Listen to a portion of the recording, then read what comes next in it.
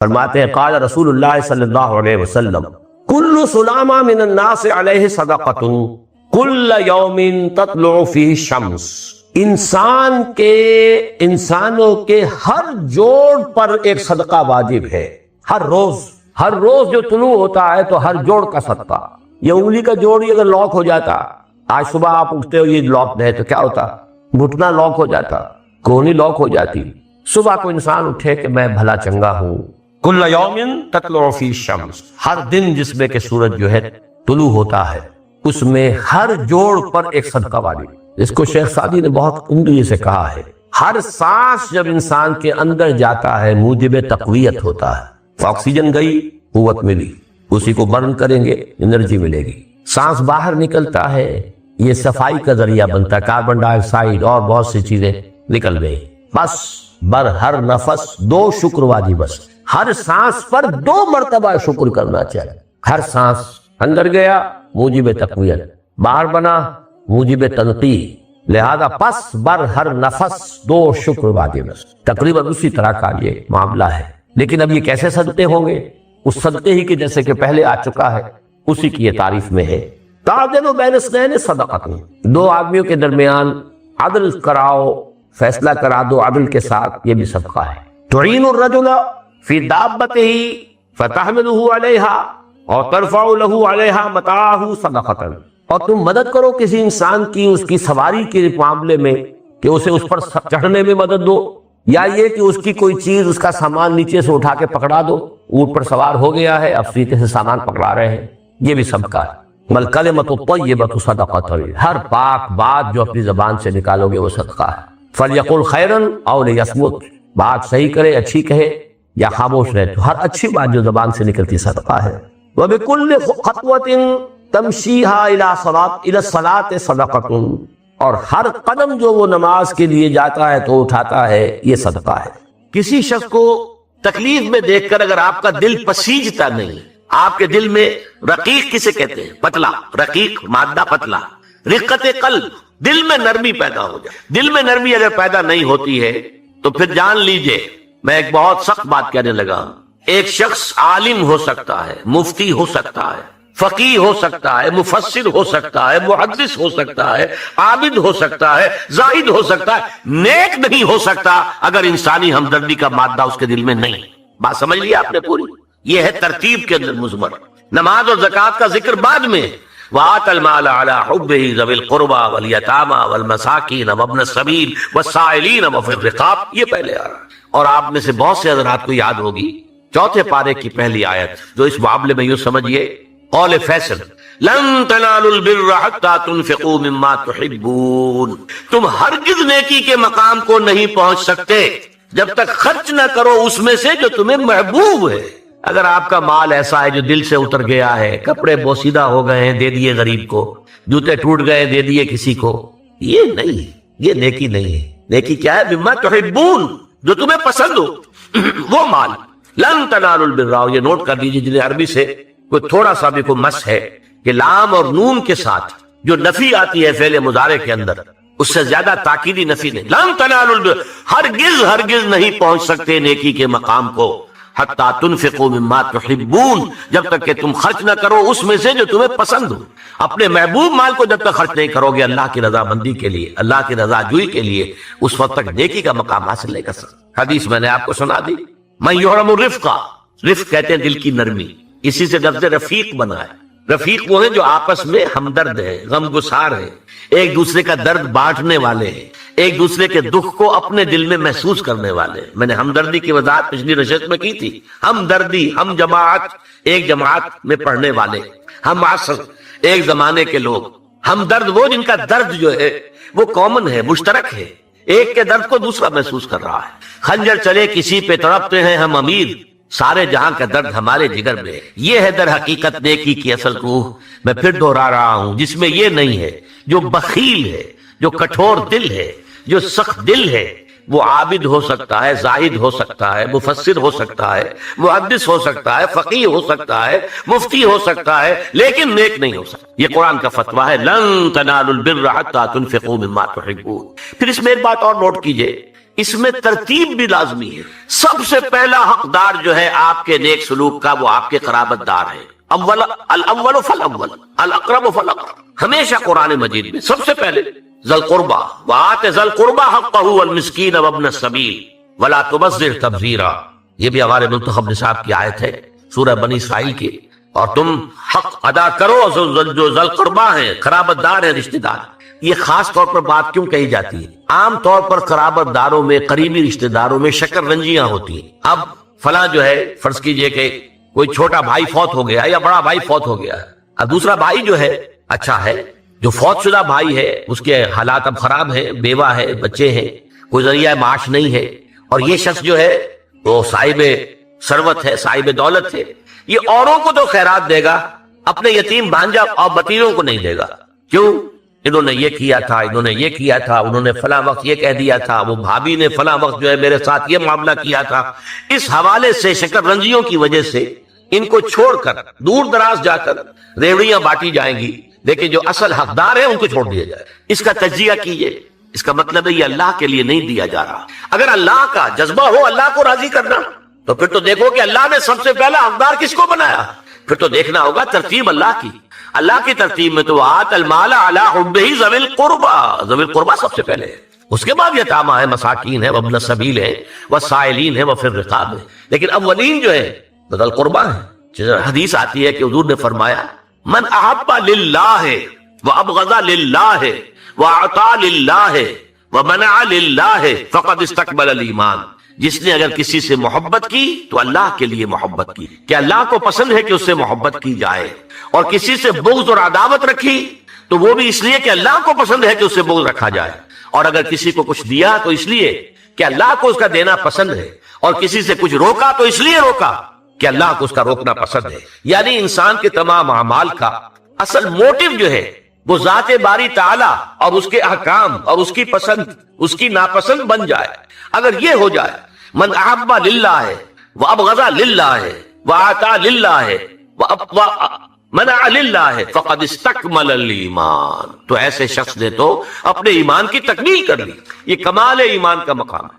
نجات کا لفظ جو میں نے استعمال کیا ہے وہ ان کئی الفاظ میں سے سب سے نچلی سطح کا لفظ ہے جنہیں قرآن مجید کامیابی کے لیے استعمال کرتا ہے. بہت سے الفاظ آپ نے سنے ہوں گے. فوز اولئک هم الفائزون، وہ کامیاب لوگ ہیں. رشد اولئک هم الراشدون، وہ لوگ ہیں کہ جو بڑے نصیب والے ہیں. فلاح اولئک هم المفلحون، وہ ہیں اصل میں کہ جنہوں نے بلند ترین کامیابی حاصل کر لی. سعادت فاما الذین سعدوا، ان میں سب سے نیچے کا لفظ ہے نجات. نجات سے اوپر ہے فوز، فوز سے اوپر ہے فلاح. یہ اس کی ہائر ڈگریز ہے. جیسے کامیابی امتحانات میں ایک محض پاس ہو جانا ہے اور ایک اس میں اے گریڈز لے کر آنا ہے. یہ ہمارے ہاں وہ ڈویژن شمار ہوتے ہیں، فرسٹ ڈویژن ہے، سیکنڈ ڈویژن ہے.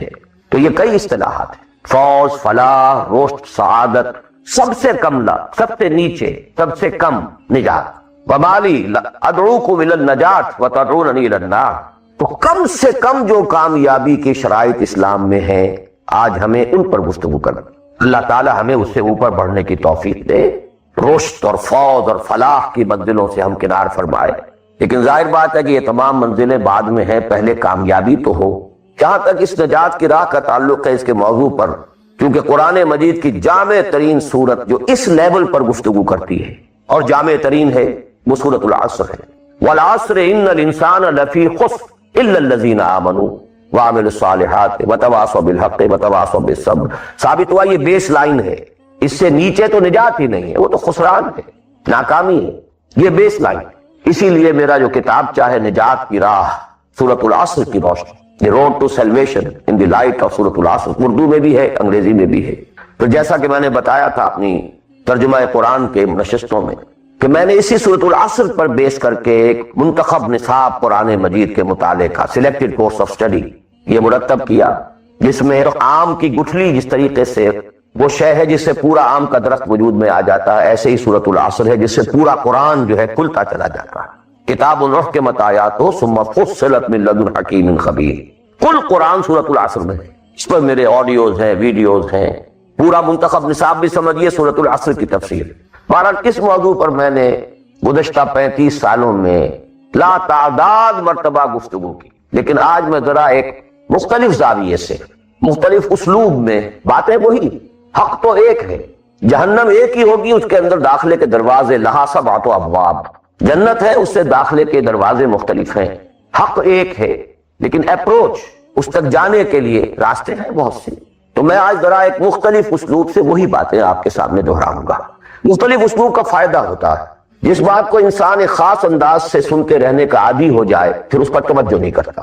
بہت مرتبہ سنی ہے، یہی بات ہے، لیکن ذرا سا اسلوب بدل دیجئے تو ذہن جو ہے وہ بیدار ہو جاتے ہیں اور ایک نئی آمادگی پیدا ہو جاتی ہے بات کو سمجھنے کے لیے۔ اسی لیے وہ بڑا پیارا مصرع ہے کہ ایک پھول کا مضمون ہو تو 100 رنگ سے باندھوں۔ بات تو ایک ہی پھول کو ڈسکرائب کرنا ہے، لیکن اس کو اس طرح سے کروں، اس طرح سے کروں، ایسے کروں، اور اسی کو قرآن مجید نے استعمال کیا۔ یہ اصل اصول قرآن کا ہے، کذالک نصرف الآیات، تصریف الآیات، آیات کو گردش دینا۔ ایک آیت میں ایک مضمون پہلے ہے، دوسرا بعد میں ہے، دوسری آیت میں دوسرا مضمون جو ہے وہ پہلے آگے آئے اور پہلا جو ہے وہ بعد میں لے آئے۔ یا ایھا الذین آمنوا کونوا قوامین بالقسط شہداء للہ، یہ سورہ نساء میں ہے۔ یا ایھا الذین آمنوا کونوا قوامین للہ شہداء بالقسط، یہ آپ کو سورہ مائدہ میں مل جائے۔ لِيَكُونَ الرَّسُولُ شَهِيدًا عَلَيْكُمْ وَتَكُونُوا شُهَدَاءَ عَلَى النَّاسِ، یہ سورہ حج میں ہے۔ لِتَكُونُوا شُهَدَاءَ عَلَى النَّاسِ وَيَكُونَ الرَّسُولُ عَلَيْكُمْ شَهِيدًا، یہ سورہ بقرہ میں ہے۔ تصریف الآیات، کذالک نصرف الآیات۔ تو میں آج کوشش کر رہا ہوں تصریف آیات کے اس اسلوب کو کسی درجے میں، قرآنی اسلوب ہے، اس کو کاپی کرنا بھی آسان نہیں ہے، کوشش کروں گا اس سے اپنی وہی بات جو آپ میں سے بہت سے حضرات کے سامنے اس سے پہلے بہت مرتبہ آ چکی ہوں، لیکن نئے اینگل سے۔ وہ اینگل کیا ہے؟ اللہ کا، دین کا ایک ہی تقاضا ہے، وہ تقاضا جس کے بارے میں ہم کہہ سکتے ہیں کہ 100 بات کی ایک بات، ایک بات۔ جیسے اردو کا ایک محاورہ ہے، ہاتھی کے پاؤں میں سب کے پاؤں، وہ اتنا چوڑا پاؤں ہے کہ وہ سب پاؤں رکھ دیں تو اس میں آ جائے۔ کیسے؟ ایک بدو صحابی آئے تھے حضور سے، انہوں نے ایک سوال کیا کہ مجھے کل دین کی بات ایک جملے میں سمجھا دی۔ آپ نے فرمایا ہاں ٹھیک ہے، آؤ، قل آمنت باللہ ثم استقم، اللہ پر کہو کہ میں اللہ پر ایمان لایا، پھر اس پر جم جاؤ۔ اسی طرح آج میں آپ سے دین کا کل تقاضا، اللہ کا کل مطالبہ، اور میرے ذہن میں وہ آیت آ رہی ہے کلا لما یقض ما امرہ، ہم نے ایک ہی تقاضا انسان سے کیا، اس نے اس کو پورا کیا۔ اور میرے ذہن میں اس وقت ایک سین آ رہا ہے، وہ جو پکچر بنائی گئی تھی حضور کی سیرت پر، the messenger of Allah, the messenger of God perhaps, اس میں دکھایا گیا ہے کہ ابو طالب بستر وفات پر ہے، آخری وقت قریش کا وفد آیا ہے الٹیمیٹم لے کر کے، ابو طالب اب ہمارا صبر کا پیمانہ لبریز ہو گیا، یا تو اپنے بھتیجے کو روک لو ورنہ پھر آئیے اوپن، پھر ایک اوپن چیلنج ہے، کھلے میدان میں مقابلہ کیجیے۔ ایک جملہ اس وقت اس پکچر میں ہے جو کہا ابو طالب نے، one word, my nephew demands from you only one word۔ اس نے تم سے کیا تقاضا کیا ہے؟ تم سے دولت نہیں مانگی، تم سے مال نہیں مانگا، تم سے حکومت نہیں مانگا، کچھ بھی تو نہیں مانگتا، وہ بات مانگتا ہے، ایک کلمہ تک مانگتا ہے۔ ابو جہل نے فوراً ریٹارٹ کیا، the one word he demands demolishes all the gods۔ وہ ایک بات اس کی ایسی ہے کہ جو ہمارے سارے معبودوں کا تیا پانچا کر کے رکھ دیتی ہے، ختم کر دیتی ہے۔ وہ ایک بات، دین تو ایک بات ہے۔ اسی انداز میں آپ کو بتا رہا ہوں کہ اللہ کا کل تقاضا، دین کا کل تقاضا ایک لفظ میں ہے، وہ لفظ ہے عبادت۔ تمام انبیاء کی دعوت آپ قرآن مجید میں مختلف مکی صورتوں میں پڑھیں گے، ان اعبدوا اللہ ما لکم من الہ غیرہ، اللہ کی عبادت کرو، تمہارا اس کے سوا کوئی الہ، کوئی معبود۔ تو قرآن کی دعوت صرف اس فرق کے ساتھ کہ پہلے انبیاء کہتے تھے یا قوم اعبدوا اللہ، اے میری قوم کے لوگوں اللہ کی عبادت کرو، اللہ کی بندگی۔ حضور چونکہ بھیجے گئے پوری نوع انسانی کے لیے، تو یہاں خطاب ہے یا ایھا الناس اعبدوا ربکم الذی خلقکم والذین من قبلکم لعلکم تتقون، اے لوگو، اے بنی آدم، بندگی کرو، پرستش کرو اپنے رب کی جس نے تمہیں پیدا کیا۔ سورہ ذاریات میں فرمایا وما خلقت الجن والانس الا لیعبدون، تمہاری غایت تخلیق ہی یہ ہے، ہم نے تمہیں پیدا ہی اس لیے کیا ہے کہ تم ہماری بندگی کرو، ہماری عبادت۔ اور وہی 100 بات کی ایک بات حضرت یوسف نے اپنے قید خانے کے ساتھیوں سے کہی تھی، ان الحکم الا للہ امر لا تعبدوا الا ایاہ ذالک الدین القیم۔ ایک جملے میں کل دین قیم ہے، مکمل دین ہے، اس کے سوا کسی اور کی عبادت اور بندگی نہ کرو۔ ایک لفظ ہے، ایک تقاضا ہے، ہم پورا کر دیں تو نجات بھی ہے، فوز بھی ہے، فلاح بھی ہے، رشد بھی ہے، سعادت بھی ہے، ہدایت بھی ہے، سب کچھ۔ لیکن اب یہ کہ یہ عبادت ہے کیا؟